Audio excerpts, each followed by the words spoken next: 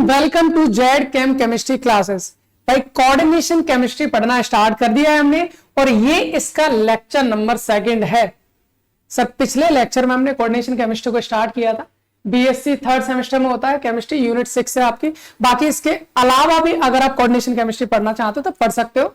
बेहतरीन तरीके से हमने लो लेवल से बहुत हाई लेवल तक पे पढ़ने वाले इसको बेहतरीन और इंटरेस्टिंग अंदाज के साथ। सर हमारा काम क्या था, हमने पहले लेक्चर में हमने पढ़ा था यहाँ पर एडिशनल कंपाउंड। एडिशनल कंपाउंड क्या होता है, सबसे पहले सॉल्ट जाना, भाई सॉल्ट क्या होता है, फिर जाना कि एडिशन सॉल्ट क्या होता है, फिर हमने जाना कि डबल सॉल्ट क्या होता है, कोऑर्डिनेशन कंपाउंड क्या होता है, दोनों में क्या क्या डिफरेंस होते हैं, डेफिनेशंस क्या होते हैं, एग्जांपल्स क्या होते हैं, सब कुछ जान चुके थे। भाई आज के जो लेक्चर में हम करने वाले ना वो करने वाले हैं सर कोऑर्डिनेशन कंपाउंड एक्चुअल में क्या होते हैं ये बता दीजिए। ठीक है, आज हम बात करने वाले हैं इसके बारे में। सेंट्रल मेटल एटम क्या होता है, लिगेंड क्या होता है, ये भी हम आज के लेक्चर में बात करने वाले हैं। Types of ligand, sir ligand कितने टाइप्स के होते हैं ये भी हम आज के लेक्चर में ही पढ़ने वाले हैं। सर यहाँ पर जो सिलेबस है हमारा, जैसे इसके बाद हमें क्या रहेगा, ऑक्सीडेशन स्टेट है, कोऑर्डिनेशन नंबर है, आइसोमर से पहले एक चीज और पढ़नी है भाई, आईयूपीएसी। हमको आईयूपीएसी नोमेनक्लेचर भी पढ़ना है कॉम्प्लेक्स कंपाउंड का, तो वो भी हमको जानना है। ठीक है, तो चलिए फिर टाइम वेस्ट तो करना नहीं है अपन का। देखो सबसे पहले हमने सॉल्ट जाने थे, फिर एडिशन सॉल्ट जाना था, है ना। वो 2 टाइप के थे, डबल सॉल्ट थे उसके एग्जांपल हो गए, फिर उसके बाद कोऑर्डिनेशन कंपाउंड थे उसके एग्जांपल कर लिए थे, है ना। अभी हम जानने वाले भाई कोऑर्डिनेशन कंपाउंड होता क्या है। चलिए सर, कोऑर्डिनेशन कंपाउंड की डेफिनेशन तो हमने जान ही ली थी। सर जब हम किसी भी कोऑर्डिनेशन कंपाउंड को वाटर में डिसॉल्व करेंगे तो वो कंप्लीटली अपने आयंस में डिसोसिएट नहीं होता है, मतलब वो जिस चीज से मिलकर बना होता है उनसे इसके जो फीचर्स होते हैं, इसकी जो प्रॉपर्टीज होती है वो डिफरेंट होती है। कुल मिलाकर कहने का मतलब एक ही था सर, ये अपनी आइडेंटिटी को बनाए रखता है, ये अपनी आइडेंटिटी को लूज नहीं करता है। ये सॉलिड और आपके क्या लिक्विड फेज या फिर हम बोल सकते हैं डिसॉल्व फेज, दोनों में आपका स्टेबल होता है। सर ये सब कहानी हमने कल ही पढ़ ली थी। फिलहाल हमको देखना है, जानना है, पहचानना है कि कोऑर्डिनेशन कंपाउंड को हम कैसे जान सकते हैं। सर हमने कुछ एग्जांपल्स लिए थे कोऑर्डिनेशन कंपाउंड के, यही तो थे, बिल्कुल यही थे। हम एक काम करते हैं इन्हीं को लेके समझते हैं। जैसे पहला हमारा NiNH3 का होल 6 Cl2, लिख लो सर इधर, मैं यहां पर लिख लेता हूं NiNH3 का होल 6 है, इसी से समझने की कोशिश करता है। यहां पर Cl2 है, एक और ले लो भाई, एक और ले लो, एक और कौन सा ले लो, मैंने ये ले लिया मान लीजिए K3FeCN6, ठीक है, यहां ले लिया मैंने K3FeCN6। सर ये हमारा कॉम्प्लेक्स कंपाउंड। जानना क्या है सर, अगर कॉम्प्लेक्स कंपाउंड को आपको देखना है तो आपको ये ब्रैकेट जरूर नजर आएगा, भाई ये ब्रैकेट जरूर नजर आएगा। इसका मतलब सर ये वाला पोर्शन अगर आप देखोगे तो ब्रैकेट वाला है, ये पोर्शन इसमें ब्रैकेट से बाहर का पोर्शन है, बिल्कुल सही बात है। सर इसमें ये ब्रैकेट के बाहर का पोर्शन है, ये पोर्शन हमारा ब्रैकेट वाला है। सर किसको क्या कहेंगे इतना जान लीजिए पहले। भाई जिसमें ब्रैकेट नजर आ रहा ना भाई, इसको हम बोलते हैं कोऑर्डिनेशन स्फीयर। क्या बोलेंगे इसको, कोऑर्डिनेशन स्फीयर, इसको हम कोऑर्डिनेशन स्फीयर कहेंगे। ठीक है सर, ये कोऑर्डिनेशन स्फीयर हो गया। सर इसमें ये वाला ब्रैकेट है तो इसको भी हम बोल दिया, ये भी हमारा क्या हो गया, कोऑर्डिनेशन स्फीयर हो गया। ठीक है सर, ये हमारा कोऑर्डिनेशन स्फीयर हो गया। इसमें कोई दिक्कत, सर इसमें तो कोई प्रॉब्लम नहीं है, मतलब कहने का जेज अगर हमारे सामने मान लीजिए कोई मॉलिक्यूल आया, हमसे कहा जाता है इसको सेपरेट आउट करो, तो हमको कोऑर्डिनेशन स्फीयर को देखना है। ब्रैकेट नजर आ रहा मतलब कोऑर्डिनेशन स्फीयर है। सर जो ब्रैकेट के बाहर है ये हमारे आयंस में, कल हमने देखा था भाई, कल हमने देखा था Cl, ये ब्रैकेट से बाहर है Cl आयनों में चला गया, इधर से K बाहर था, K आयनों में चला गया, यहाँ Cl बाहर था, Cl आयनों में चला गया। तो मतलब कहने का मतलब ये, जो चीज ब्रैकेट के अंदर है हम उसको पूरे ब्रैकेट को बोलेंगे कोऑर्डिनेशन स्फीयर, और जो कोऑर्डिनेशन स्फीयर के बाहर का पोर्शन है उसमें आयंस ही तो रहते हैं, आयन रहते हैं, इसलिए इसको बोलेंगे आयन स्फीयर, इसको हम बोल देंगे आयन स्फीयर। चलिए सर इसमें तो कोई दिक्कत है नहीं, ये भी आयन स्फीयर हो गया, इसमें ये वाला आयन स्फीयर हो जाएगा, इसमें हमारा ये वाला आयन स्फीयर हो जाएगा। ठीक है सर, ये तो बड़ी सिंपल सी कहानी होगी सर। आपने कहा कोऑर्डिनेशन कंपाउंड बताइए, ठीक है, तो कोऑर्डिनेशन कंपाउंड में जो ब्रैकेट है उसको बोलेंगे कोऑर्डिनेशन स्फीयर, और ब्रैकेट से बाहर का पोर्शन आयन स्फीयर। सर इस ब्रैकेट में एक्चुअल में क्या होता है, चलो ये तो समझ में आ रहा है सर, बाहर हमारे आयन होते हैं, ठीक है, ब्रैकेट के अंदर कोई ना कोई चीज तो होगी, बिल्कुल होती है। ब्रैकेट के अंदर अगर आप देखोगे, यहां पर हम ले लेते हैं, मान लीजिए कोऑर्डिनेशन स्फीयर की बात करते हैं, किसकी बात करते हैं, coordination sphere. Sir coordination sphere की अगर आप बात करोगे, कोऑर्डिनेशन स्फीयर की आप बात करोगे तो इसके अंदर दो चीजें आपको देखने को मिलेंगी भाई। दो चीजें सर कौन कौन सी मिलेंगी? दो चीजें जरा बताइए। पहली चीज आपको मिलेगी मेटल एटम, उस मेटल एटम को हम बोलेंगे सेंट्रल मेटल एटम। एक तो सेंट्रल मेटल एटम मिलता है सर, दूसरी इसके अलावा जो भी चीज मिलेंगे उसको हम बोलेंगे लिगेंड। क्या बोलेंगे? लिगेंड। कहने का मतलब है, अब यहां पर आ जाइए, अब यहां पर आइए, यहां पर मेरे को दिख रहा है NiNH3 का होल 6 Cl2। लिख लो, फिर से लिख लो, चलो कोई दिक्कत नहीं है सर। ये है Ni, ठीक है, NH3 का होल 6 है और यहां पर हमने ले रखा है Cl2, ठीक है। दूसरा वाला भी ले लो एग्जांपल, ताकि दोनों को साथ के साथ हम समझ सके। K4 ले लो या K3 ले लो, कोई दिक्कत नहीं, या K3FeCN6, ठीक है, ये ले लिए। सर हमारे पास अगर हम बात करें, ये तो आयन स्फीयर है, इसको हटाओ, ये आयन स्फीयर है, हम केवल इतने की बात करेंगे कोऑर्डिनेशन स्फीयर की। यहां पर भी हम बात करेंगे कोऑर्डिनेशन स्फीयर की। यहां पर आपको एक चीज देखनी है कि इस कोऑर्डिनेशन स्फीयर के अंदर कोई भी मेटल एटम नजर आ रहा है? हम कहेंगे सर इसमें नजर आ रहा है मेरे को। क्या नजर आ रहा है सर? ये जो है ना, ये निकल नजर आ रहा है मेरे को। निकल एक मेटल एटम नजर आ रहा है बिल्कुल। तो इसमें जो भी मेटल एटम प्रेजेंट होगा हम उसको बोलते हैं सेंट्रल मेटल एटम। क्या बोलेंगे भैया इसको? Central metal atom. कहने का मतलब क्या हुआ सर? कोऑर्डिनेशन स्फीयर के अंदर जो मेटल होगा हम उसको क्या कहेंगे? Central metal atom. क्या बताइए सर इसमें कोई सेंट्रल मेटल एटम होगा क्या? बिल्कुल है भाई, बिल्कुल है भाई। कोऑर्डिनेशन स्फीयर ये रहा, यहाँ Fe मेरे को दिख रहा है सर, यही Fe मेरा क्या हो जाएगा? सेंट्रल मेटल एटम हो जाएगा, ठीक है।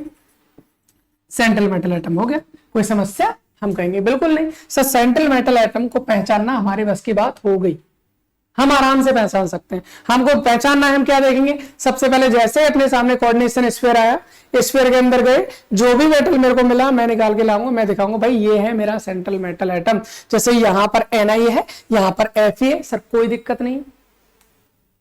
अब एक चीज और वो चीज क्या भाई?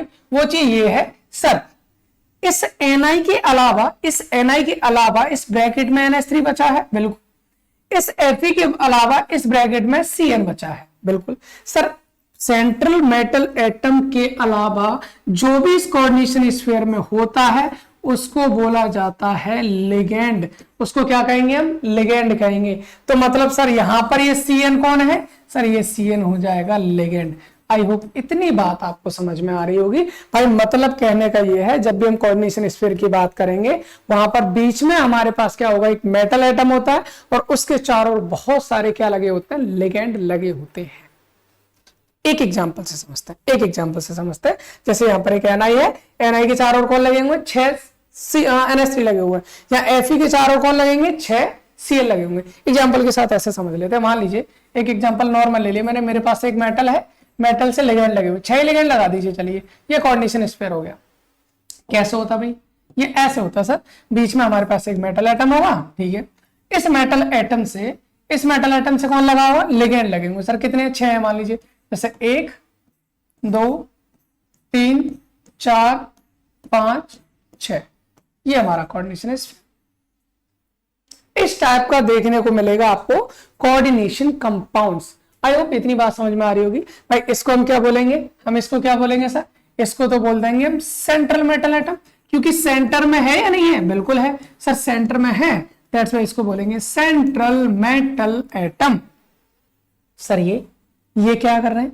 ये हमारे मेटल के चारों ओर जो भी मिलेगा उसको हम क्या बोलेंगे? लिगेंड बोलेंगे। सर यहां की ना एक प्रॉपर्टी आपको ध्यान रखनी है, अगर हमको सेंट्रल मेटल एटम क्या होता है, लिगेंड क्या होता है, जब इनकी डेफिनेशंस की बात करेंगे तो एक चीज आपको देखनी पड़ेगी। आपने नॉर्मली एक चीज देखी होगी अब तक, या फिर अगर क्लास 12 में पढ़ चुके तो कोई प्रॉब्लम होगी नहीं, है ना।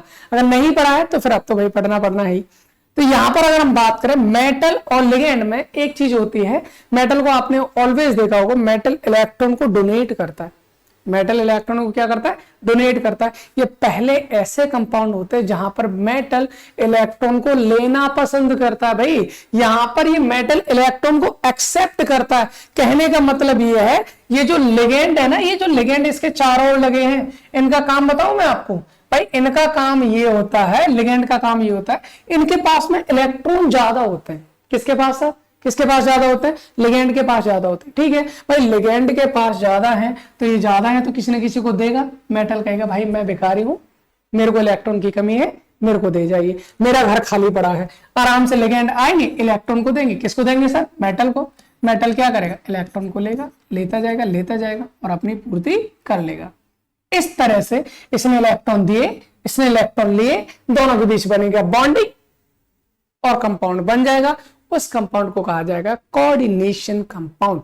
आई होप इतनी बात आपको समझ में आ गई होगी, इसमें कोई प्रॉब्लम तो होनी नहीं चाहिए। ठीक है सर, अब आपको एक काम करना है सर, हमको ना डिटेल पढ़ना है किसको? सेंट्रल मेटल एटम क्या होता है। सेंट्रल मेटल एटम को बताई दो हमको क्या होता है सेंट्रल मेटल एटम। चलिए ठीक है, बता देते हैं सेंट्रल मेटल एटम क्या होता है। सेंट्रल मेटल एटम क्या होता है बताइए जरा। इसके कुछ पॉइंट्स हमको याद रखने हैं, इसके कुछ पॉइंट्स हमको याद रखने हैं। सर क्या क्या पॉइंट याद रखने? पहली चीज हमने कहा सर, कोऑर्डिनेशन कंपाउंड में जो मेटल एटम है वो इलेक्ट्रॉन को गेन करेगा, मतलब इलेक्ट्रॉन को एक्सेप्ट करेगा, इलेक्ट्रॉन को ग्रहण करेगा। सर कौन इलेक्ट्रॉन को ले सकता है? भाई जिसके पास इलेक्ट्रॉन को रखने की जगह हो वही तो लेगा। भाई जिसके पास मान लीजिए जगह ही नहीं है इलेक्ट्रॉन रखने की, तो क्या वो इलेक्ट्रॉन को ले सकता है? हम कहेंगे बिल्कुल नहीं। सर जगह होने के लिए क्या मतलब है? क्या मतलब है? जगह लेनी पड़ेगी। भाई जगह का मतलब है उसमें इलेक्ट्रॉन कहाँ रहते हैं? एटम के अंदर इलेक्ट्रॉन रहते हैं सर ऑर्बिटल्स में। कहाँ रहते हैं? ऑर्बिटल्स में। सर ऑर्बिटल्स में रहते हैं, इसका मतलब मेटल के पास ऑर्बिटल्स होने चाहिए। ऑर्बिटल तो होने चाहिए, उसमें भी खाली ऑर्बिटल होने चाहिए। भाई खाली ऑर्बिटल होगी तभी तो इलेक्ट्रॉन आएंगे। बिल्कुल सही बात है। तो मतलब सर सेंट्रल मेटल एटम क्या होता है? सेंट्रल मेटल एटम वो एटम मेटल होते हैं जिनके पास में खाली ऑर्बिटल पाई जाती हैं, जिससे वो लिगेंड द्वारा दिए गए इलेक्ट्रॉन पेयर को रख सकें। मतलब क्या है सर? मतलब ये we can say central metal atom is the metal atom which can accept a pair of electron, या फिर हम बोल सकते हैं which have a vacant orbital। पहले ये डेफिनेशन लिखते हैं हम क्या लिखते हैं? Metal atoms which have vacant मतलब खाली, vacant orbitals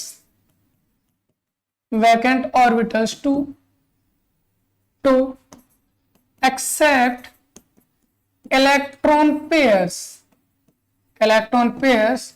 donated by ligands। क्या मतलब है सर इस लाइन का?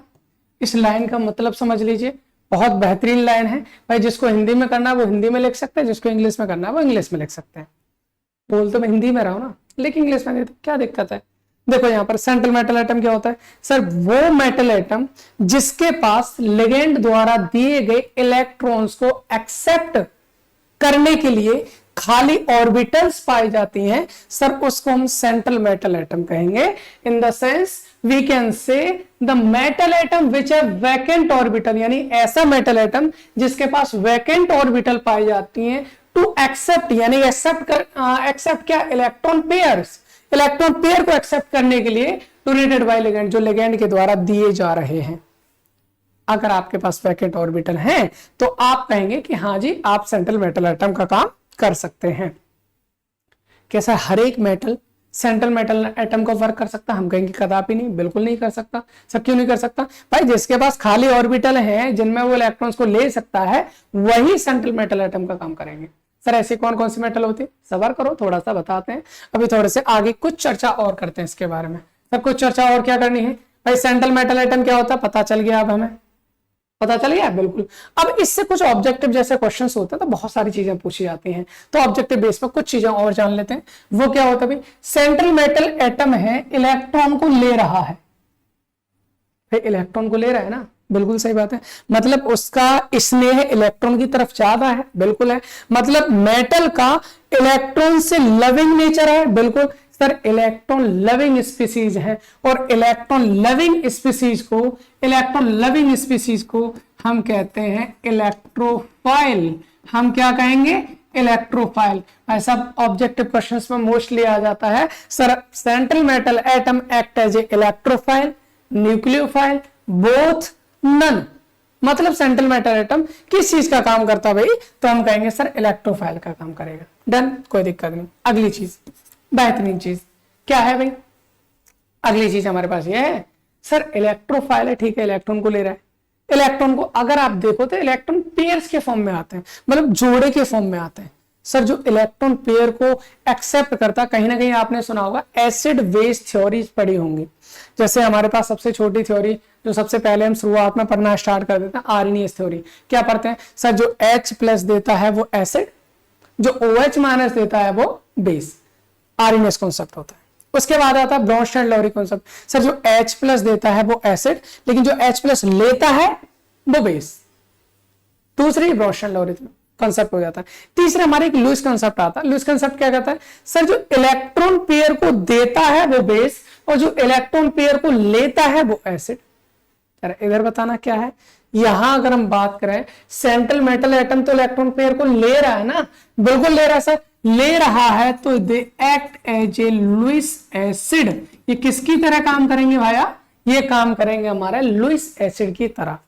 तो ये पॉइंट्स भी आपको पता होना आवश्यक है कि सेंट्रल मेटल एटम होते क्या हैं। सर एग्जांपल बता दीजिए, सर एग्जाम्पल बता दीजिए। अगर हम सेंट्रल मेटल एटम के एग्जाम्पल्स की बात करें तो भाई सेंट्रल मेटल एटम के एग्जाम्पल्स हो जाएंगे, एग्जाम्पल हो जाएंगे जितने भी हमारे D and F block elements होते हैं, D and F block elements होते हैं, वो हमारे सेंट्रल मेटल एटम का काम करते हैं।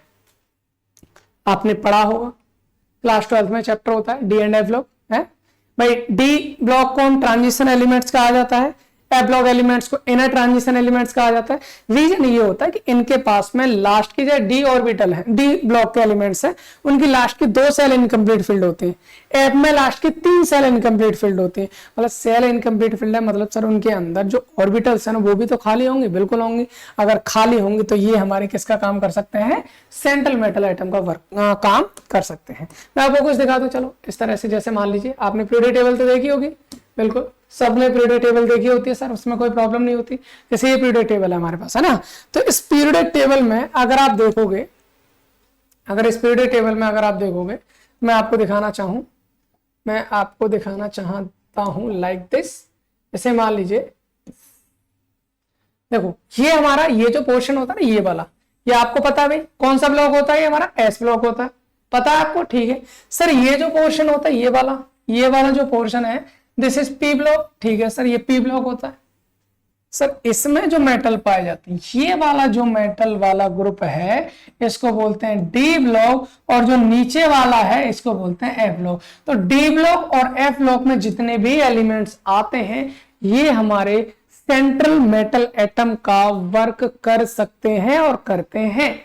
मतलब यही हमारे सेंट्रल मेटल एटम होता है कोऑर्डिनेशन कंपाउंड्स के अंदर। बात समझ में आ रही, ठीक है। एक तो इनमें से भी आ जाता है जिनके पास खाली ऑर्बिटल हो उनमें से मोस्टली, वरना एस ब्लॉक में मोस्टली नहीं होते, ज्यादातर कोई नहीं होता।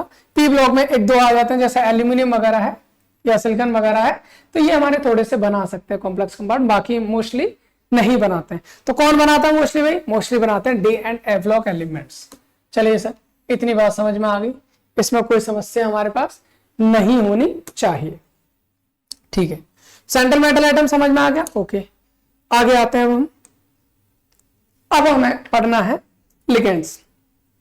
लिगेंड क्या होते हैं ये पढ़ना है, ठीक है। क्या क्या प्रॉपर्टीज होती है ये पढ़ना है, ठीक है। उसके एग्जांपल्स पढ़ने हैं, ओके।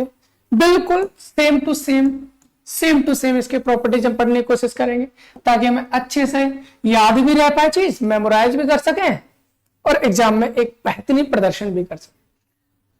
सेंट्रल मेटल एटम को हमने क्या लिखा था सर, सेंट्रल मेटल एटम ऐसे मेटल होते हैं जिनके पास वैकेंट ऑर्बिटल पाई जाती हैं, जिनमें वो लिगेंड द्वारा दिए गए इलेक्ट्रॉन्स को एक्सेप्ट कर सकते हैं। हम कहे सर लिगेंड कौन होंगे, सर लिगेंड वो कोई भी एटम हो सकता है, कोई भी आयन हो सकता है, कोई भी मॉलिक्यूल हो सकता है जिसके पास भाई लिगेंड कर क्या रहा है, इलेक्ट्रॉन को दे रहा है ना, जिसके पास भाई डोनेट करने के लिए, देने के लिए अगर कम से कम एक इलेक्ट्रॉन पेयर भी है तो वो लिगेंड का वर्क करेगा, वो लिगेंड का वर्क करेगा। एटलीस्ट 1 पेयर ऑफ इलेक्ट्रॉन होना चाहिए। तो लिगेंड क्या होता है भाई, एनी एटम, कोई भी एटम, आयन और मॉलिक्यूल। भाई कोई भी एटम हो सकता है, आयन हो सकता है, मॉलिक्यूल हो सकता है, विच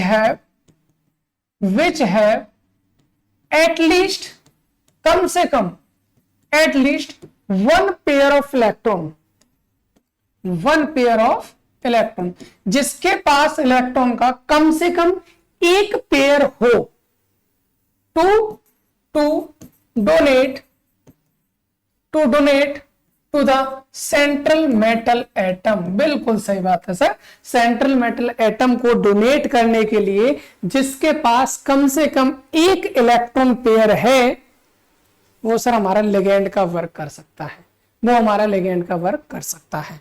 ठीक है सर, मतलब मुझे ऐसा लग रहा है कि इलेक्ट्रॉन को दे रहा है बार बार, दे रहा है बार बार, इसका मतलब सर इसके पास इलेक्ट्रॉन ज्यादा नहीं होंगे? बिल्कुल होंगे सर। इलेक्ट्रॉन ज्यादा है मतलब इलेक्ट्रॉन पे चार्ज कौन सा होता है? नेगेटिव होता है। नेगेटिव कौन अटैक करता है भाई? नेगेटिव को अट्रैक्ट कौन करेगा? पॉजिटिव करेगा। सर पॉजिटिव कहां होता है? पॉजिटिव तो सर न्यूक्लियस पे होता है, न्यूक्लियस पे होता है ना, बिल्कुल होता है। मतलब सर ये जो इलेक्ट्रॉन पेयर डोनेट कर रहे हैं, इनके पास इलेक्ट्रॉन ज्यादा है, तो न्यूक्लियस को अपनी ओर अट्रैक्ट करेंगे नहीं करेंगे? बिल्कुल। मतलब सर हम यहां से एक चीज बोल सकते हैं, सर इनका इसमें ना न्यूक्लियस की तरफ ज्यादा है, न्यूक्लियस की तरफ ज्यादा है, न्यूक्लियस की तरफ ज्यादा है, तो मतलब न्यूक्लियस को अट्रैक्ट करेगा, तो सर इनको हम बोल सकते हैं न्यूक्लियोफाइल। बिल्कुल बोल सकते हैं सर। ये जो लिगेंड होते हैं they act as a nucleophile, ये हमारे किसकी तरह काम करेंगे भाई? न्यूक्लियोफाइल की तरह काम करेंगे। सिंपल भाई। सेंट्रल मेटल एटम था, वो इलेक्ट्रोफाइल का वर्क कर रहा है, ये किसका काम करेगा? न्यूक्लियोफाइल का वर्क करेगा। सर सेंट्रल मेटल एटम तो लुईस एसिड था, क्यों? क्योंकि वो इलेक्ट्रॉन पेयर को ले रहा था। सर ये तो इलेक्ट्रॉन पेयर को डोनेट कर रहे हैं, मतलब ये किसका काम करेंगे? They act as a Lewis base. ये किसका काम करेंगे भाई? ये लुईस बेस का काम करेंगे। और याद रहे जो हमारे लिगेंड है, ये हमारे नेगेटिव चार्ज भी हो सकते हैं, न्यूट्रल भी हो सकते हैं, पॉजिटिव चार्ज भी हो सकता है, कुछ भी हो सकता है। इसलिए हमने बोला एटम, आयन या मॉलिक्यूल कुछ भी होगा। सर ये होगी लिगेंड की बात, ये होगी हमारे पास लिगेंड की बात। आप कहेंगे सर लिगेंड के कुछ एग्जांपल्स बताइए। एग्जांपल हम बताएंगे, पहले हम बात कर लेते हैं टाइप्स ऑफ लिगेंड की। किसकी बात कर लेते हैं? Types of ligand. लिगेंड कितने टाइप के होते हैं? सर लिगेंड हमारे कई सारे टाइप के होते हैं, लिगेंड हमारे कई सारे टाइप के होता है। तो यहाँ पर देख लीजिए भाई, यहाँ पर देख लीजिए भाई कौन कौन से टाइप के होते हैं। ये मैंने पहले से थोड़ा सा लिख रखा था ताकि आपका टाइम रहे और लेक्चर बहुत ज्यादा लेंदी रहो, क्यों मुझे पता है अगर लेंदी लेक्चर हो जाता ना आप देखना पसंद नहीं करते फिर उसको। चलिए इधर देख लिए लिगेंड्स की अगर हम बात करें तो लिगेंड हमारे इतने टाइप्स के होते हैं भाई। मोनोडेंटेड लिगेंड होता है, बाइडेंटेड लिगेंड होता है, पॉलीडेंटेड लिगेंड होता है, एम्बीडेंटेड लिगेंड होता है, क्लेटिंग लिगेंड होता है, मैक्रो लिगेंड होता है। सर इतने सारे टाइप के लिगेंड होते हैं क्या? बिल्कुल इतने सारे टाइप के लिगेंड होते हैं। सर इन लिगेंड्स में अगर हम बात करें मोनोडेंटेड क्या होता है, बाइडेंटेड क्या होता है, पॉलीडेंटेड क्या होता है, एम्बीडेंटेड क्या होता है, क्लेटिंग लिगेंड क्या होता है, मैक्रो लिगेंड्स क्या होता है, इन सब की बात कर लें वन बाय वन। ठीक है, लिगेंड तो पता है मैं सर, जो इलेक्ट्रॉन पेयर को डोनेट करते हैं उनको हम लिगेंड कहते हैं। मोनो का मतलब होता है सर एक, मोनो का मतलब क्या होता है? एक। नॉर्मली यहां हम बात करें सर ऐसा लिगेंड जो एक पेयर ऑफ इलेक्ट्रॉन को डोनेट करता है, मतलब एक इलेक्ट्रॉन पेयर को देता है, सर उसको मोनोडेंटेड लिगेंड कहेंगे। ऐसा लिगेंड जो दो इलेक्ट्रॉन पेयर को डोनेट करे, बाइडेंटेड हो गए। पॉली का मतलब बहुत सारे, सर ऐसा लिगेंड जो बहुत सारे इलेक्ट्रॉन पेयर को डोनेट करता है उनको हम बोलेंगे polydentate ligand. Ambidentate, chelating, macro ligand क्या है अभी जान लेते हैं, जस्ट हम इनको वन बाय वन पढ़ना स्टार्ट करते हैं। मोनोडेंटेड लिगेंड की बात कर लेते हैं, मैंने पहले से एग्जांपल्स लिख रखे हैं ताकि आप इसको नोट कर लेना और चाहो तो स्क्रीनशॉट ले सकते हो, स्क्रीनशॉट ले सकते हो। मोनोडेंटेड लिगेंड कौन कौन से होता है, कैसे कैसे होता है, अभी मैं इनको एक्सप्लेन कर देते हैं क्या होता है। चलिए चलिए इसके बारे में जान लेते हैं। सर मोनोडेंटेड का मतलब तो हमने जान लिया, क्या होता है सर? ऐसे लिगेंड जो एक पेयर ऑफ इलेक्ट्रॉन को डोनेट करते हैं हम उनको सर मोनोडेंटेड लिगेंड कहेंगे। ठीक है सर, क्या होता है भाई? और ये मोनोडेंटेड लिगेंड तुम्हारे मैंने क्या बताया था भाई, नेगेटिव भी हो सकते हैं सर, पॉजिटिव भी हो सकते हैं और न्यूट्रल भी हो सकते हैं। तो मैंने मोनोडेंटेड के कुछ एग्जांपल्स एनायनिक मतलब नेगेटिव वाले, कुछ न्यूट्रल वाले, कुछ कैटायनिक मतलब पॉजिटिव वाले, तीनों टाइप के लिए रखे हैं, जिनमें से भाई ये बहुत इंपॉर्टेंट है, इनको सबको आपको याद रखना है। एक बार को चाहे कैटायनिक वाले न याद रहे चल जाएगा, देखो चाहे आप आईपीसी करो, चाहे आइसोमेरिज्म करो, चाहे आप किसी अदर थ्योरी को करो, पीवीटी पढ़ो, सीएफटी पढ़ो, है ना, कुछ भी आपको पढ़े हुए, तब तक जब तक आपको इनके नाम और इनके काम नहीं पता होंगे भाई कोऑर्डिनेशन सुधरने वाली नहीं है। अगर आपको कोऑर्डिनेशन को बेस्ट बनाना है तो आपको ये लिगेंड्स के नाम और इनका सिंबल पता होना बहुत जरूरी है। आप कहेंगे सर इतने सारे कौन याद रखेगा, मैं बताता हूँ, बहुत आसान है, आपको पहचानना तो थोड़ा सा आता है ना, बस एक काम करना है। एनायनिक वालों का एक फंडा होता है, ई को हटाना है, ओ को लगाना है। मतलब ये क्या मतलब हुआ सर, ई को हटाना है, ओ को लगाना, अभी बता देते हैं। एफ होता है, एफ क्या होता है सर, फ्लोराइड होता है। फ्लोराइड होता है ना, फ्लोराइड बिल्कुल होता है सर। एफ नेगेटिव को हम फ्लोराइड बोलते हैं नॉर्मली। अगर एफ नेगेटिव हमारा आयन है, अगर ये हमारा आयन का काम कर रहा है तो इसको फ्लोराइड ही बोलेंगे। लेकिन अगर ये लिगेंड का काम करने लग जाए, जहां पर ये इलेक्ट्रॉन पेयर को डोनेट करने लग जाए, या डायरेक्ट सेंट्रल मेटल एटम से लगा है, उस केस में इसको हम फ्लोराइड ना बोलकर फ्लोराइडो बोलेंगे। क्या बोलेंगे, फ्लोराइडो। Cl माइनस सर क्लोराइड होता है, इसको क्लोराइडो बोलेंगे। Br माइनस सर ब्रोमाइड होता है, ब्रोमाइडो बोलेंगे। आयोडो होता है, OH माइनस हाइड्रोक्सो हो गया। S माइनस माइनस सल्फाइड हो गया, सल्फाइड होता है, सल्फाइडो बोलेंगे, है ना। SCN negative thiocyanato, NCS negative isothiocyanato. Sir यहां पर आ जाइए जरा, क्या O पर 2 नेगेटिव है ऑक्साइडो, O2 पर 2 नेगेटिव है परऑक्साइडो, O2 पर 1 नेगेटिव है तो सुपर ऑक्साइड। यहां देखो NO2 नेगेटिव है नाइट्राइटो N, ONO नेगेटिव है नाइट्राइटो O। अंतर है यहां पर, ये भी NO2 है, ये भी NO2 है। डायरेक्ट कौन जुड़ा है, नाइट्रोजन जुड़ा है तो नाइट्राइटो N बोलेंगे, ऑक्सीजन जुड़ा है तो नाइट्राइटो O बोलेंगे। सर NO3 नेगेटिव है, इसको नाइट्रेटो बोलते हैं। क्या बोलेंगे इसको, नाइट्रेटो। ठीक है सर, और कुछ एग्जांपल्स बताइए। अगर हमारे पास SO3 पर 2 नेगेटिव है, सल्फाइड बोलते हैं इसको सल्फाइडो कहेंगे। SO4 पर 2 नेगेटिव है, सल्फेट होता है, सल्फेटो कहेंगे। CO3 पर 2 नेगेटिव कार्बोनेट होता है, कार्बोनेटो कहेंगे। CH3COO नेगेटिव एसीटेट होता है सर, एसीटेटो बोलेंगे। Ca नेगेटिव साइनाइड होता है, साइनो, आइसोसाइनो। NC कर दिया तो आइसोसाइनो। ये हैं हमारे एनायनिक लिगेंड्स। भाई जितने हैं इतने फिलहाल तो आपको पता होने चाहिए। अगर इसके अलावा और भी अगर हमें जरूरत पड़ेगी तो हम जब आगे जैसे जैसे पढ़ते जाएंगे उनको भी हम कवर करते जाएंगे। ठीक है सर, ये हमारे क्या हो गए, मोनोडेंटेड लिगेंड, यानी ऐसे लिगेंड जो एक इलेक्ट्रॉन पेयर को डोनेट करते हैं, वो मोनोडेंटेड लिगेंड होता है। और उसके एग्जांपल ये हो गए एनायनिक वाले। सर न्यूट्रल वाले महा मोस्ट इंपोर्टेंट है, पता होना आवश्यक है। जिनमें से पहले चार को तो बिल्कुल पता होना कंपलसरी है। जैसे यहां पर देखो भाई, H2O को बोला जाता है एक्वा। सर यहां पर ना नाम आपको याद ही रखने, क्योंकि ये वाले वो नहीं है जैसे यहाँ पर फ्लोराइड हो गया, ये हटा के वो लगा तो फ्लोराइड हो गया सर, वैसा वाला तरीके से याद नहीं रखना है। यहाँ पर आपको याद ही रखना, कैसे याद रखना है, जैसे H2O होता है, H2O जैसे हम कहते हैं भाई जलीय मतलब एक्वस होता है ना, एक्वस को जलीय तो बोलते हैं, दैट्स व्हाई इसका नाम होता है एक्वा। सर NH3 को आप अमोनिया नहीं बोलेंगे, या अमोनिया नहीं बोलेंगे। अगर NH3 आपका लिगेंड का वर्क कर रहा है तो इसको बोलेंगे एमीन। क्या बोलेंगे भाई, एमीन। ठीक है, CO है, CO ये कार्बन मोनोऑक्साइड होता है, कार्बन मोनोऑक्साइड ना बोलकर इसको क्या बोलेंगे, कार्बोनिल।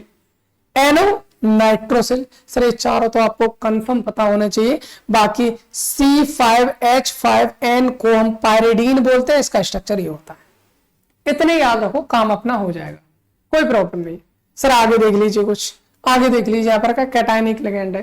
जैसे अगर NO पर कोई पॉजिटिव आएगा तो नाइट्रोसोनियम इसको बोलते हैं, और NH2 होता है तो हाइड्रोजन होता है। अगर उस पर NH3 पॉजिटिव लगाते हैं तो उसको हाइड्रोजोनियम आयन या फिर हाइड्रोजोनियम लिगेंड कहा जाएगा। मुझे लगता है सर मोनोडेंटेड लिगेंड क्या होती है हमने जान लिया है, उसका क्लासिफिकेशन भी कर लिया, कोई दिक्कत नहीं। तो पहले तो अपने मोनोडेंटेड लिगेंड थे, हो गए। बाइडेंटेड पे जरा आते हैं। बाइडेंटेड लिगेंड सर कौन होते हैं bidentate ligand, which donate 2 pair of electron. भाई जो क्या करते हैं, which donate 2 pair of electrons, जो इलेक्ट्रॉन के 2 पेयर को डोनेट करते हैं to the central metal atom. Central metal atom को 2 इलेक्ट्रॉन पेयर देते हैं सर, उनको हम बाइडेंटेड लिगेंड कहेंगे। उनको हम क्या कहेंगे, बाइडेंटेड लिगेंड कहेंगे। लिगेंड की तो बात ही सर, पॉजिटिव भी हो सकता है, न्यूट्रल भी हो सकता है, नेगेटिव भी हो सकता है, कुछ भी हो सकता है। तो इसके कुछ एग्जाम्पल लिख लेते हैं, बेहतरीन एग्जाम्पल जो हमको एग्जाम में बहुत पूछे जाने वाले होते हैं। मैं 3 एग्जाम्पल यहां पर लिख रहा हूं। पहला तो भाई बहुत बेहतरीन एग्जाम्पल है जो आपको याद रखना ही रखना है। इसका नाम होता है इथेन 1,2 डाईएमीन। इथेन 1,2 डाईएमीन, ये इसका नाम है। इसका एक दूसरा नाम भी होता है भाई, इसका दूसरा नाम क्या होता है? इथिलीन डाईएमीन। एथिलीन डाईएमीन भी इसी का नाम होता है और इसीलिए इसको हम शॉर्ट में EN भी बोल देते हैं। इसको शॉर्ट में हम क्या बोल देते हैं? EN। सर इथिलीन डाईएमीन क्या होता है जरा बताएंगे? बिल्कुल बताएंगे। देखो फॉर्मूला बनाना भी मैं सिखा रहा हूं यहाँ पर, तो ध्यान से देख लेना भाई फॉर्मूले को आप कैसे बनाएंगे। सर फॉर्मूले कैसे बनाएंगे जरा बताइए। चलिए ठीक है, फॉर्मूले को देख लेते हैं कैसे बनाएंगे। इथिलीन का फॉर्मूला सर ये होता है CH2 double bond CH2 double bond CH2। Sir ये फॉर्मूला किसका है? इथिलीन का है।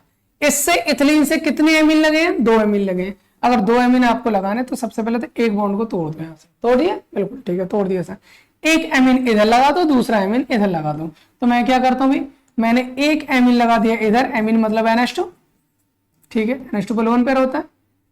एक एमीन लगा दिया मैंने इधर NH2, इस पर भी लोन, ठीक है भाई। इसका मतलब इथिलीन से कितने एमीन लग गए? 2, इसलिए इसको बोलेंगे इथिलीन डाईएमीन। या फिर इसका आईयूपीएसी नाम लिखेंगे तो एथेन 1,2 डाईएमीन। सर ये हमारा बाइडेंटेड लिगेंड क्यों है जरा बताना भाई। बाइडेंटेड लिगेंड इसलिए है क्योंकि इस नाइट्रोजन के पास लोन पेयर है, इस नाइट्रोजन के पास भी लोन पेयर है, तो ये दोनों ही अपने इलेक्ट्रॉन पेयर को डोनेट कर सकते हैं। और सर दोनों अपने इलेक्ट्रॉन पेयर को डोनेट कर सकते हैं। 2 डोनर एटम हो गए ना, 2 इलेक्ट्रॉन पेयर डोनेट कर रहे हैं ना, that's by bidentate ligand.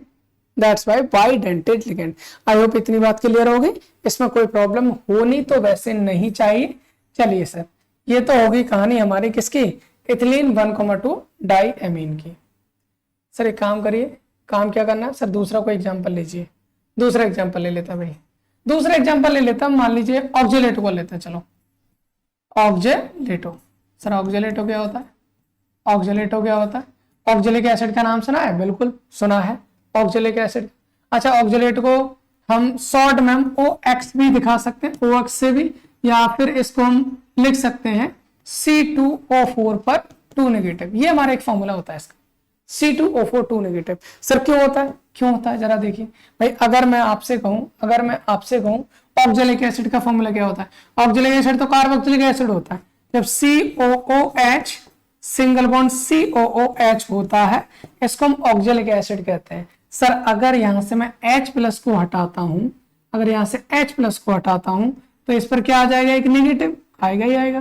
Sir यहां से H+ को हटाता हूं तो एक नेगेटिव यहां आ जाएगा। अब बताओ इसके पास कितने डोनर एटम हो गए? सर 2 हो गए। ये भी इलेक्ट्रॉन पेयर को दे सकता है, ये भी इलेक्ट्रॉन पेयर को दे सकता है। मतलब सर इसमें 2 डोनर एटम है, 2 इलेक्ट्रॉन पेयर जाएंगे। ये भी हमारा एक बाइडेंटेड लिगेंड हो जाएगा। सर ये कंपाउंड पे कोई चार्ज नहीं था, ये न्यूट्रल का एग्जांपल है। ये हमारा किसका है? नेगेटिव यानी एनायनिक लिगेंड हो गया। इतनी बात समझ में आ रही होगी। एक एग्जांपल और करते हैं। ये 3 एग्जांपल आपको पता होना आवश्यक है क्योंकि बहुत बेहतरीन होता है भाई, बहुत इंपॉर्टेंट भी है ये, भाई। थर्ड एग्जांपल हमने ले लिया सर। पहला हमारा EN का हो गया, दूसरा ऑक्जेलेटो हो गया, तीसरा हमारा ग्लाइसिनेटो।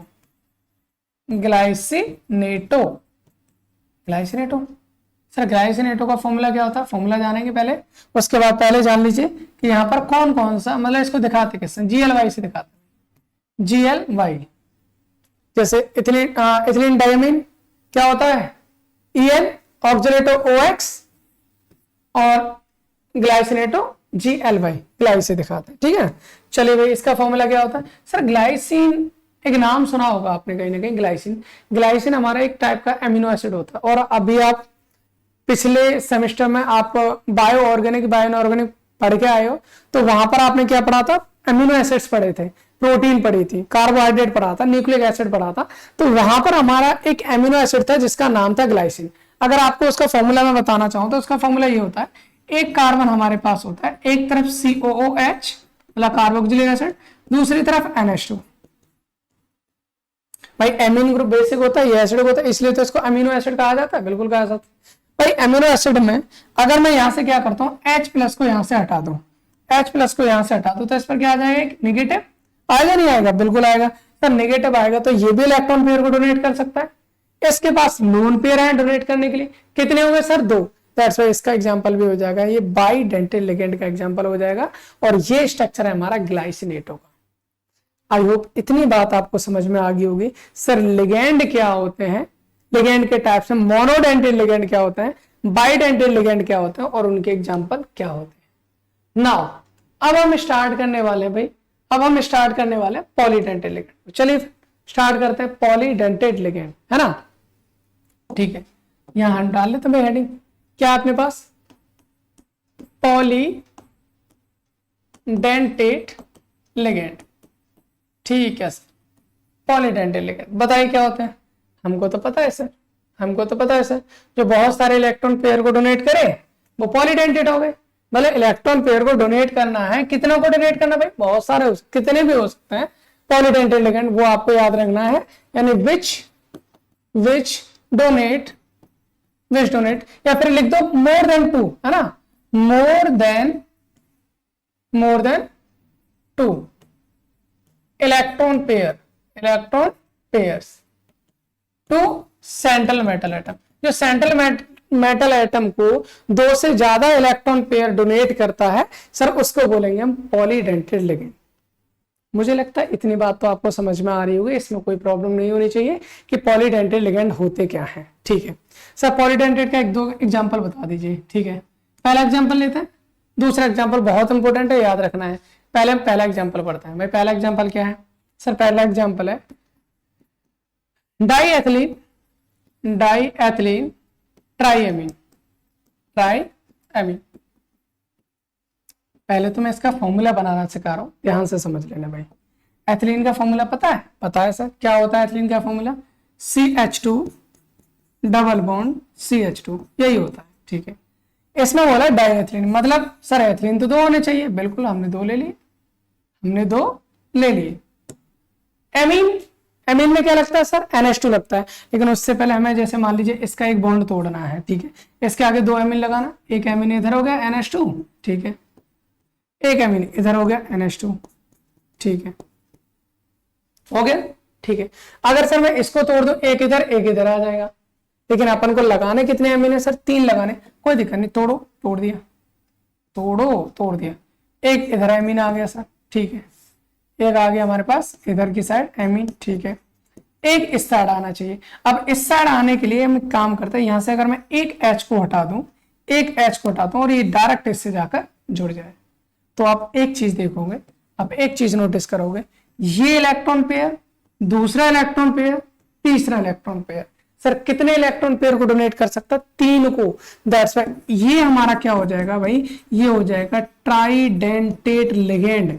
क्या बोलेंगे इसको हम, ट्राइडेंटेट लिगेंड। कितने डोनर एटम है भाई, कितने डोनर एटम है, there is 3 donor atom, 3 donor atom है, और तीनों डोनर एटम क्या है, नाइट्रोजन।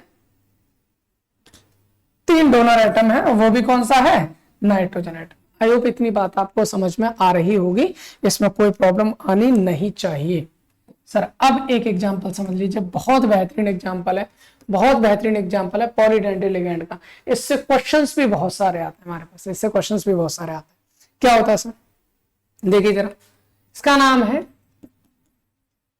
एथिलीन डाईएमीन टेट्रा एसीटेटो भाई, इतना बड़ा नाम है, बिल्कुल है। इसको बोलते हैं इथिलीन डाईएमीन टेट्रा एसीटेटो, मतलब EDTA। EDTA की फुल फॉर्म पूछ सकते हैं, ठीक है। कितने डेंटेट लिगेंड है ये पूछ सकते हैं, ठीक है। कौन कौन से डोनर एटम कितने कितने होते हैं ये भी पूछ सकते हैं भाई, ये सारी चीजों को, और इसका स्ट्रक्चर क्या होता है ये सब भी। चलिए एक काम करते हैं, स्ट्रक्चर बनाना सीखते हैं इसका, क्योंकि अगर मैं डायरेक्ट स्ट्रक्चर बना के दे दूं ना, आप उसको ध्यान ही नहीं रख पाओगे, भूल जाते हैं सब लोग, है ना। तो इसके लिए मैं क्या करता हूँ, आपको बनाना बताता हूँ कि आप स्ट्रक्चर को बनाएंगे कैसे। यहां पर देखिए, अपने पास है एथिलीन, मेरे को पता है सर एथिलीन का तो क्या सीन है सर एथिलीन का, यह सीन होता है CH2 डबल बॉन्ड CH2, ठीक है। इसने बोला डाइएमिन, डाइएमिन का भी पता है सर मेरे को, बॉन्ड तोड़ो, ठीक है। बॉन्ड तोड़ने के बाद एक NH2 इधर लगा दो, दूसरा NH2 इधर लगा दो, हो गया। कोई समस्या नहीं है सर, मेरे को कोई दिक्कत नहीं, लेकिन इतने पे थोड़ी रोक रहा भाई। वो आगे बोला टेट्रा एसीटेटो। सर एसीटेटो, एसीटेटो नाम शायद मेरे को सुना सुना सा लग रहा है, मैंने अभी अभी सुना था, जरा देखना इधर। एसीटेटो क्या फॉर्मूला होता है सर? CH3COOH। क्या फॉर्मूला है? CH3COOH। सर ये एसीटेटो है, मतलब यहां पर क्या जोड़ना चाहिए भाई? CH3COOH, मतलब H तो हट गया, नेगेटिव है, CH3COO नेगेटिव, एक इधर आना चाहिए, दूसरा कार्बन ही जुड़ेगा ना, तो यहां पर लिख सकते हैं हम क्या? CH3 फिर COO नेगेटिव, यहां पर भी CH3COO नेगेटिव। सर एक चीज तो है, जुड़ेगा कैसे? जुड़ेगा कैसे? बॉन्ड बनना है तो बॉन्ड बनने के लिए सर मुझे यहां से एक हाइड्रोजन यहां से हटाना पड़ेगा। मैंने एक हाइड्रोजन हटाऊंगा यहां से। भाई देखो सुनो, एक मिनट सुनो, इसको इससे जोड़ना है, इसको इससे जोड़ना है, इसके पास बैलेंस पूरी है ना। यहां से एक हाइड्रोजन हटाओ, एक हाइड्रोजन हटाएंगे, यहां से भी एक हाइड्रोजन हटाएंगे, कितने कितने लग जाएंगे सर? 2। अब ये बॉन्ड बनाने के लिए रेडी है, पहले तो बॉन्ड बनाता नहीं। अब 2 हाइड्रोजन यहां से हटा, 2 हाइड्रोजन यहां से भी हटा दो, 2 हाइड्रोजन सॉरी यहां से भी हटा दो। जब 2 हाइड्रोजन हटाएंगे तो ये इससे जुड़ जाएगा और ये वाला इससे जुड़ जाएगा। सेम कहानी यहां पर करनी है सर, सेम कहानी। यहां से दोनों हाइड्रोजन हटाओ, एक एक हाइड्रोजन यहां से हटेगा, तो यहां पर 2 हाइड्रोजन बचेंगे और ये जुड़ जाएगा इस तरह से। अब इसको बोलेंगे एथिलीन डाइएमिन 1 2 3 4 टेट्रा एसीटेटो। सर अगर यहां से क्वेश्चन पूछा जाता है कि कितने डेंटेड लिगेंड है, कितने डेंटेड लिगेंड है, आप काउंट करके देख लीजिए। It is hexadentate ligand, hexadentate ligand. Sir क्यों है हेक्साडेंटेड? क्योंकि भाई इसके पास एक इलेक्ट्रॉन पेयर है, बिल्कुल है, इसके पास एक इलेक्ट्रॉन पेयर है, बिल्कुल है। सर 1 2 3 4, 4 एसीटेट ग्रुप आ गए, तो 4 और 2 हो गए 6। सर 6 का मतलब हेक्सा, मतलब ये 6 इलेक्ट्रॉन पेयर को डोनेट कर सकता है। सर हेक्साडेंटेट का मतलब है इसमें डोनर एटम कितने हैं? इसमें डोनर एटम कितने भाई? डोनर एटम है सर कितने? 6। और इन 6 में से 2 तो हमारे पास कौन है? 2 नाइट्रोजन, देयर इज 2 नाइट्रोजन है, 2 नाइट्रोजन है, प्लस 1 2 3 4 4 कौन है? 4 है भाई ऑक्सीजन, 4 है अपने पास ऑक्सीजन। इतनी बात समझ में आ गई होगी। 4 ऑक्सीजन 2 नाइट्रोजन, हमारे पास कितने डोनर एटम है? 6 डोनर एटम है। पूछा जाता है हेक्साडेंटेड है, 6 डोनर एटम है, 6 में से 2 आपके नाइट्रोजन है, 4 ऑक्सीजन है, ये भी आपको याद रखना है। ये हमारा एक पॉलीडेंटेड लिगेंड का एग्जांपल हो गया। सर इसके बाद क्या है जरा देखिएगा, अपने क्लासिफिकेशन में वापस से आते हैं। मोनोडेंटेड सर हो गया, कोई दिक्कत नहीं। बाइडेंटेड हो गया, पॉलीडेंटेड हो गया। अब हम बात करते हैं एम्बीडेंटेड लिगेंड की। किसकी बात करते हैं भाई? एम्बीडेंटेड लिगेंड। आ जाइए आगे सर। एम्बीडेंटेड लिगेंड क्या होता है जरा ये बताइए। पहले हम यहां बात कर लेते हैं एम्बीडेंटेड लिगेंड। एम्बीडेंटेड लिगेंड क्या होता है बताइए। चलिए कोई बात नहीं, बता लेते हैं। एम्बीडेंटेड लिगेंड क्या होता है? कहीं ना कहीं एमबी से हमको पता चल जाता है एम्बीडेंटेड लिगेंड क्या होता है। एम्बीडेंटेड लिगेंड ऐसे लिगेंड होते हैं, पहले बात तो एमबी का मतलब समझो। आपने कहीं ना कहीं नाम सुना होगा एम्फोटेरिक। एक एसिडिक होता है, एक बेसिक होता है, एक एम्फोटेरिक होता है। एम्फोटेरिक सर उसको बोलते हैं जिसमें एसिड और बेस दोनों की प्रॉपर्टी पाई जाए, उसको एम्फोटेरिक बोला जाता है। एक टर्म होता है जैसे एम्फीबियंस होता है। एम्फीबियंस क्या होता है सर? जो जल में भी रहते हैं, स्थल पे भी रहते हैं, उनको एम्फीबियंस बोलते हैं। उभयचर, उनको क्या बोलता है? उभयचर बोला जाता है। एम्फोटेरिक को हिंदी में उभयधर्मी कहा जाता है। ये जो एम्बीडेंटेड लिगेंड है इसको हम उभयदंतुर कहा जाता है। भाई क्या कहेंगे? उभयदंतुर, यानी एम्बीडेंटेड लिगेंड है। ठीक है सर, मतलब यहां से एक चीज पता चल गई। जैसे मान लीजिए एम्फीबियन क्या होता है? एम्फीबियन वो होता है सर जो जल में भी रह सकते हैं, स्थल पर भी रह सकते हैं, लेकिन एक बार में एक जगह रहते हैं। दोनों जगह तो पॉसिबल है नहीं। मतलब सर इनके पास में there is 2 donor atom, there is 2 donor atom. Sir इनके पास में 2 डोनर एटम होते हैं। कितने होंगे सर? 2 डोनर एटम होंगे। बट एट ए टाइम, मतलब एक टाइम पर only one atom donate electron pair, लेकिन एक टाइम पर केवल एक ही एटम इलेक्ट्रॉन पेयर को डोनेट करेगा। मतलब 2 डोनर एटम तो हैं, लेकिन एक टाइम पर एक ही डोनर एटम होगा जो इलेक्ट्रॉन पेयर को डोनेट करेगा। मतलब सर एक ही donor atom electron pair donate कर रहा है, मतलब ये तो मोनोडेंटेट हो गया ना। बिल्कुल, ये हमारा एक मोनोडेंटेट लिगेंड का एग्जाम्पल होता है, जिसमें मोनोडेंटेट तो है लेकिन उसके पास डोनर एटम भाई एक से ज्यादा है, देगा एक बार में एक ही। ऐसे कौन कौन से होता है सर? एग्जाम्पल बताना। जैसे हमने पढ़ा था भी CN नेगेटिव पढ़ा था, बिल्कुल पढ़ा था। एक पढ़ा हमने NC नेगेटिव, साइनो, आइसोसाइनो, ये दोनों हमारे एम्बिडेंटेड लिगेंड है। सर इलेक्ट्रॉन को कार्बन भी दे सकता है, नाइट्रोजन भी दे सकता है, या तो एक बार में कार्बन देगा या फिर एक बार में नाइट्रोजन देगा। कार्बन देता है तो साइनो, नाइट्रोजन देता है आइसोसाइनो। इसका नाम पहले लिखा चुके हैं। दूसरा एग्जांपल देख लो, NO2 negative, ONO negative, ONO negative, nitrito N, nitrito O। अब ये भी बताया था सर, नाइट्रोजन दे रहा है तो नाइट्राइटो N हो गया, ऑक्सीजन दे रहा है तो नाइट्राइटो O हो गया। देखो दोनों का फॉर्मूला से, बस एटम अलग अलग हैं जो इलेक्ट्रॉन पेयर को डोनेट कर रहे हैं।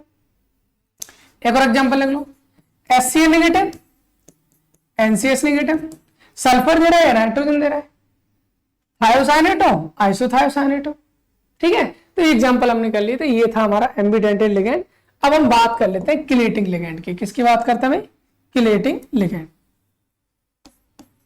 थोड़ा सा लेंथी तो हो गया लेक्चर, क्योंकि इसमें बहुत सारा कंटेंट हो गया है।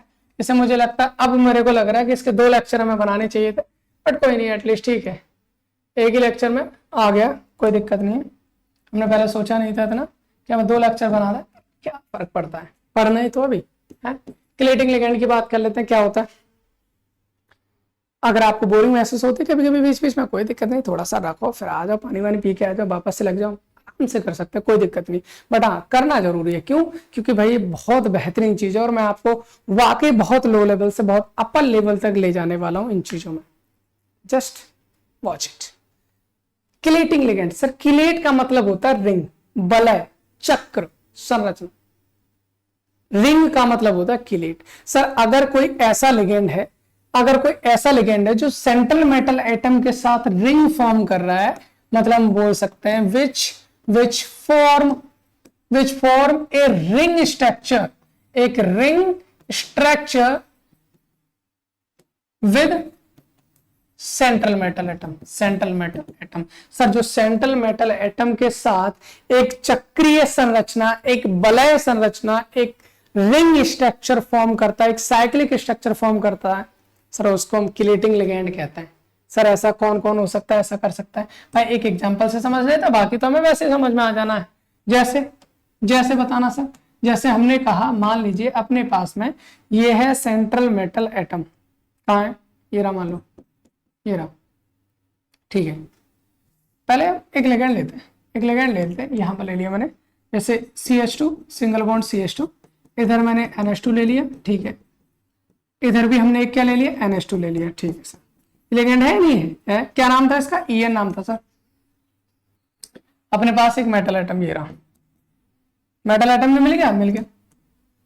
ये अपने इलेक्ट्रॉन पेयर को इसको देगा, ये अपने इलेक्ट्रॉन पेयर को इसको देगा। जरा आप अब देखेंगे, क्या देखेंगे भाई? जब इन्होंने इलेक्ट्रॉन पेयर दिए तो ये पूरी की पूरी क्या बन गई? एक साइकिल बन गई, नहीं बन गई? एक रिंग बन गई, नहीं बन गई? सर ऐसे लिगेंड को कहा जाता है किलेटिंग लिगेंड। मतलब सर मोनोडेंटेट को छोड़कर अगर हम मोनोडेंटेट को हटा दें तो रिंग तो हर कोई बना लेगा, तो हर कोई किलेटिंग लिगेंड हो जाएगा। बिल्कुल सही बात है सर, एक्सेप्ट मोनोडेंटेट। चाहे तुम्हारे बाईडेंटेट लिगेंड है, बाईडेंटेट लिगेंड है, या फिर आपके पॉलीडेंटेट लिगेंड है, ये सब लिगेंड आपके किलेटिंग लिगेंड का काम करेंगे। क्योंकि जब एक से ज्यादा इलेक्ट्रॉन पेयर देंगे तो भाई वो रिंग तो बनाएंगे, और रिंग बनाएंगे तो वो आपका कहलाएंगे किलेटिंग लिगेंड। आई होप इतनी बात भी आपको समझ में आ गई होगी। अब अगर हम देखें अब अगर हम देखें तो भाई हमारे पास monodentate, bidentate, polydentate, ambidentate, chelating ligand भी हो गए। लास्ट बचा है मैक्रो। और मैक्रो का मतलब क्या होता है सर? मैक्रो का मतलब होता है, मैक्रो का मतलब होता है बड़ा। मैक्रो मीन्स क्या होता है भाई? मैक्रो मीन्स होता है अपने पास बड़ा, लार्ज। सर इसका मतलब है जहां पर बहुत बड़े बड़े लिगेंड यूज होते हैं ना सर, उनको मैक्रो लिगेंड कहेंगे। जैसे एग्जांपल के लिए क्लोरोफिल का नाम सुना होगा। जब आप क्लोरोफिल का स्ट्रक्चर देखते हैं तो आपको नजर आता है सर ये तो बहुत बड़ा सा स्ट्रक्चर हो गया है, क्लोरोफिल का स्ट्रक्चर हो गया। या फिर आपका कोई भी पिगमेंट हो गया, पिगमेंटेशन होता है वहां पर उनका स्ट्रक्चर हो जाता है। या हीमोग्लोबिन का स्ट्रक्चर हो जाता है, मायोग्लोबिन का स्ट्रक्चर हो जाता है। हमारे बॉडी में पाए जाने वाले साइटोक्रोम्स होते हैं, बहुत सारी आयरन सल्फर प्रोटीन्स होती हैं।